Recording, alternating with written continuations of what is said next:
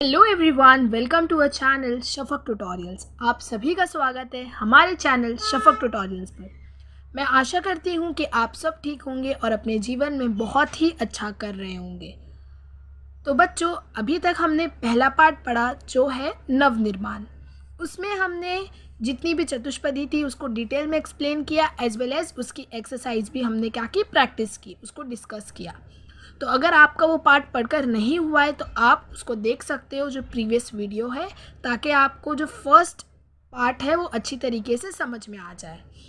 आज हम लोग पढ़ने वाले हमारा चौथा पार्ट जो है आदर्श बदला। नाउ स्टूडेंट्स, आदर्श का मतलब होता है आइडियल और बदला का मतलब होता है रिवेंज।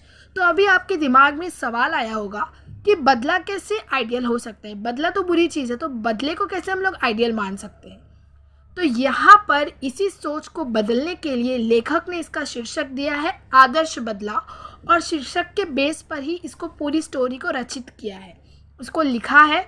और ये स्टोरी भी यही बताती है कि बदला भी आइडियल हो सकता है। ज़रूरी नहीं हर बदला बुरा हो। अगर आपको किसी ने पत्थर फेंक कर मारा है तो आप भी पत्थर फेंक कर मारो, ठीक है। तो इस कॉन्सेप्ट को चेंज करने के लिए यहाँ पर जो हमारे लेखक हैं उन्होंने एक बहुत ही अच्छी और बहुत ही अच्छा मैसेज देने वाली स्टोरी लिखी है।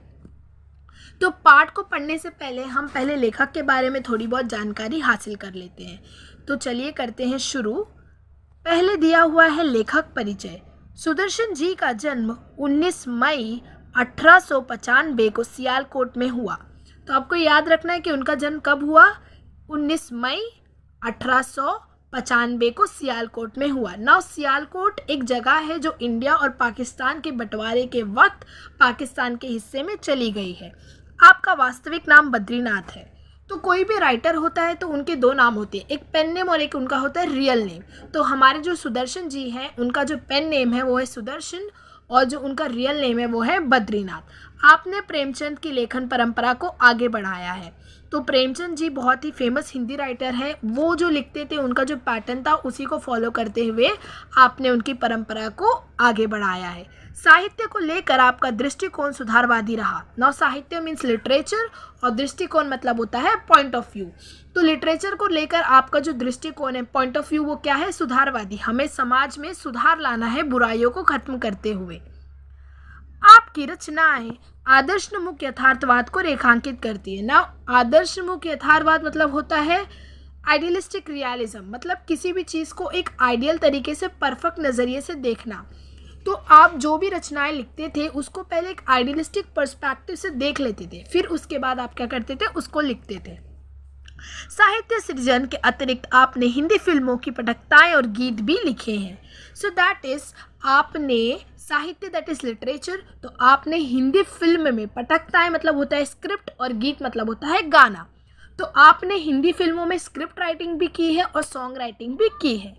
हार की जीत आपकी प्रथम कहानी है और हिंदी साहित्य में विशिष्ट स्थान रखती है। नाउ स्टूडेंट्स, आपको ये याद रखना है कि हार की जीत उनकी पहली कहानी है और वो हिंदी लिटरेचर में एक बहुत ही अच्छी पोजीशन रखती है, विशिष्ट स्थान रखती है। आपकी कहानियों की भाषा सरल, पात्रानुकूल तथा प्रभावोत्पादक है।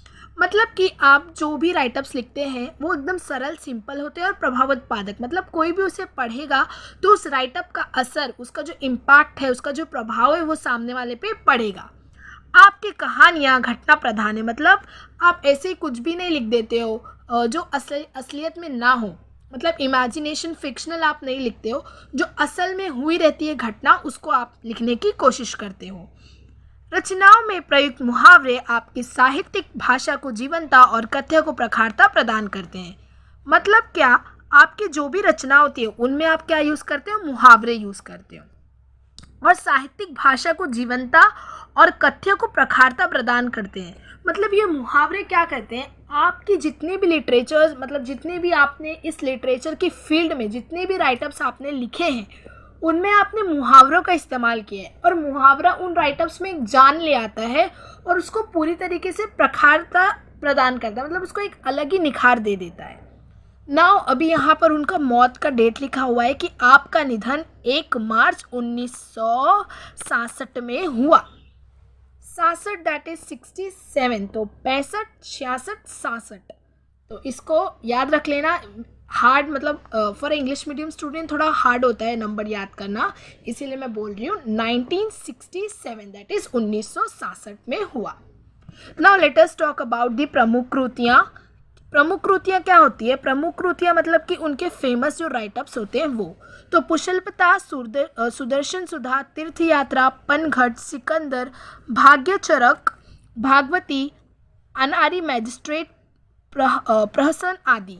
तो ये सारे जितने भी नाम मैंने लिखे हैं ये इनके फेमस राइटअप से प्रमुख कृतियाँ हैं। तो आप इन्हें भी याद रख लीजिए, क्योंकि ये साहित्य संबंधी क्वेश्चन में पूछा जाता है कि सुदर्शन जी की प्रमुख कृतियों के नाम लिखिए। तो वहाँ पर अगर आप ये दो नाम लिख देंगे, जैसे सिकंदर लिख दिया और पनघट लिख दिया, तो आपको 1 मार्क मिल जाएगा। ठीक है, इतना ज़रूरी नहीं है, खाली आपको यहाँ पर उनका नाम याद रखना है। Now let us talk about the विधा परिचय। विधा परिचय मतलब कि ये जो विधा है, कहानी है, तो इसके बारे में पढ़ना है। कहानी भारतीय साहित्य की प्राचीन विधा है। प्राचीन विधा मतलब पुरानी विधा है। जो कहानी है बहुत ही पुरानी विधा है, सदियों से लिखती और पढ़ी जा रही है। कहानी जीवन का मार्गदर्शन करती है। तो मार्गदर्शन मतलब होता है गाइडेंस। तो जो कहानी होती है वो हमारे जीवन को एक गाइडेंस देती है। ठीक है, नाउ आगे क्या लिखा हुआ है कि जीवन के प्रसंगों को उद्घटित करती है। मतलब हमारी जो लाइफ है उसमें जितने भी प्रसंग है, जितने भी सीन्स हैं, जितने भी अप्स एंड डाउन्स है, उसको क्या करती है? एक्सप्लेन करती है। मन को बहलाती है। ऑफकोर्स अगर आपका मन उदास है या आप बहुत निराश हो या आपका मूड ख़राब है, तो अगर आपने किसी कहानी को पढ़ ली तो आपका मूड थोड़े टाइम के लिए बदल जाता है। तो वही कहा गया है कि ये कहानी क्या करती है? मन को बहलाती है। अतः कहानी विधा को विभिन्न उद्देश्यों के अनुसार वर्गीकरण किया जाता है। तो कहानी में भी बहुत सारे टाइप्स एंड सब टाइप्स होते हैं। वर्गीकरण मतलब होता है डिवीजन। तो कहानियाँ बहुत प्रकार की होती हैं, जैसे कि फिक्शनल होती हैं, स्कैरी होती हैं, इमोशनल होती हैं, रोमांटिक होती हैं। तो वो सारे उस बेसिस पर क्या किया जाता है? डिवीजन किया जाता है। सरल सीधा भाषा, मुहावरों का सटीक प्रयोग, प्रवाहमान शैली कहानी की प्रबोधपादकता को वृद्धिंगित करता है। मतलब कि आपकी जो लैंग्वेज है वो सिंपल होनी चाहिए कहानी में, सरल सीधी भाषा, फिर मुहावरों का प्रयोग होना चाहिए, जो रीडर है उसको एक अच्छा फील हो, मतलब मज़ा आए पढ़ने में, तो इसलिए मुहावरों का इस्तेमाल किया जाता है। साथ ही प्रवाहमान शैली कहानी की प्रबोधपादकता को वृद्धिंगित करती है। वृद्धिंगित करती है मतलब कि अगर आप किसी चीज़ को पढ़ रहे हो, जैसे कोई स्कैरी सीन है, ठीक है, बहुत डरावना भूत वाला सीन है, आप उसको पढ़ रहे हो, तो क्या होता है, वो लेखक इस तरीके से लिखता है ना कि आपको ऐसा लगता है वो मेरे सामने हो रहा है। ठीक है, वो चीज़ आपके सामने नज़र आ रही है। तो उसी को कहा गया है कि मतलब जो सीन होते हैं ना, कहानी ऐसी चीज़ें जब हम उनको पढ़ते हैं तो ऐसा लगता है वो सामने हमारे हो रहा है। उसी चीज़ को यहाँ पर लास्ट लाइन में बताया गया है। ठीक है, ये सब इतने ज़रूरी नहीं है, बस आपको थोड़ा जानकारी रखना चाहिए फॉर योर जनरल नॉलेज। बाकी इतना ज़्यादा ज़रूरी नहीं है, सिर्फ लेखक का नाम, उसकी प्रमुख कृतियाँ और उसका निधन आपको याद रखना है। पाठ परिचय। प्रस्तुत पाठ में लेखक ने बदला शब्द को अलग ढंग से व्याख्यात करने का प्रयास किया है। तो यहाँ पर जो बदला शब्द है, इसका मैंने आपको बताया कि ये नाम सुनते ही हमारे दिमाग में सिर्फ एक ही जवाब आता है, वो ये है कि बदला, किसी से बदला लेना है। बट इसी चीज़ की पर्सपेक्टिव, यही सोच को बदलने के लिए यहाँ पर कवि ने क्या किया है? एक अलग प्रयास किया है। इस कॉन्सेप्ट को बदलने के लिए उन्होंने बहुत ही अलग कहानी लिखी है। यदि वह बदला किसी के मन में उत्पन्न हिंसा को समाप्त कर उसे जीवन का सम्मान करने की सीख देता है। मतलब कि अगर किसी के भी दिल में एक इच्छा उठती है कि इससे बदला लेना है, तो उस इच्छा को ख़त्म करके किसी को जीवन में सम्मान देना, उसे क्या कहा जाता है? आदर्श बदला कहलाया जाता है। बचपन में बैजू अपने पिता को भजन गाने के कारण तानसेन की क्रूरता का शिकार होते हुए देखता है। तो ये जो बैजू है वो लड़का है, ठीक है, और उसका जो बाप रहता है वो भी गाना गाता है। तो बचपन में देखता है कि मेरे बाप ने जो गाना गाया था उसके वजह से तानसेन ने अपनी जो रूडनेस है और जो अपनी पोजीशन है उसका फ़ायदा उठाते हुए क्रूरता, बहुत ही रूडली तरीके से उसके बाप को शिकार कर लेता है। तो ये चीज़ बैजू देखता है जब वो छोटा होता है, ठीक है। परंतु वह बैजू तानसेन को संगीत प्रतियोगिता में पराजित कर उसे जीवनदान देता है। फिर देखो, वक्त हमेशा सेम नहीं होता। वही बैजू जो देखता है कि बचपन में मेरे बाप को इसने इतनी बुरी तरीके से फंसाया था, वही लड़का तानसेन से प्रतियोगिता में क्या करता है, जो सिंगिंग कंपटीशन होता है उसमें लड़ता है, और वो इस तरीके से जीत जाता है कि उसको तानसेन को उस क्या करता है, जीवन दान देता है। मतलब चल जा, मैं तुझे छोड़ रहा हूँ, जी ले अपनी ज़िंदगी। ठीक है, ऐसा सिचुएशन आ जाता है। तो अभी आपको नहीं समझ में आ रहा होगा कि what is exactly the story, जब हम लोग आगे पढ़ेंगे तो आपको समझ में आएगा। और संगीत का सच्चा साधक सिद्ध होता है। कलाकार को अपनी कला पर अहंकार नहीं करना चाहिए। तो बहुत ही अच्छी लाइन लिखी है कि कलाकार को अपनी कला पर अहंकार नहीं करना चाहिए। मतलब कलाकार मतलब होता है आर्टिस्ट, और कला मतलब होती है आर्ट। तो कोई भी आर्टिस्ट हो उसको अपनी कला पर प्राउडी नहीं होना चाहिए। अहंकार मतलब घमंड नहीं करना चाहिए, किसी भी चीज़ का एटीट्यूड नहीं दिखाना चाहिए, अपने स्किल्स का, अपनी एबिलिटीज़ का, अपने टैलेंट्स का। कला का सम्मान करना कला का परम कर्तव्य है। मतलब कोई भी कला है तो वो जो उस चीज़ का कलाकार है, जैसे अगर राइटर है तो राइटिंग इज़ एन आर्ट, और राइटर क्या है, उस चीज़ का आर्टिस्ट है। तो उसको उस चीज़ पे घमंड नहीं दिखाना चाहिए, हालांकि उसकी रिस्पेक्ट करना चाहिए, उस कला को दूसरों को सिखाना चाहिए। यहीं पर कवि ये कहना चाहते हैं। तो बच्चों, हमने यहाँ पर अपना पाठ परिचय पढ़ लिया है।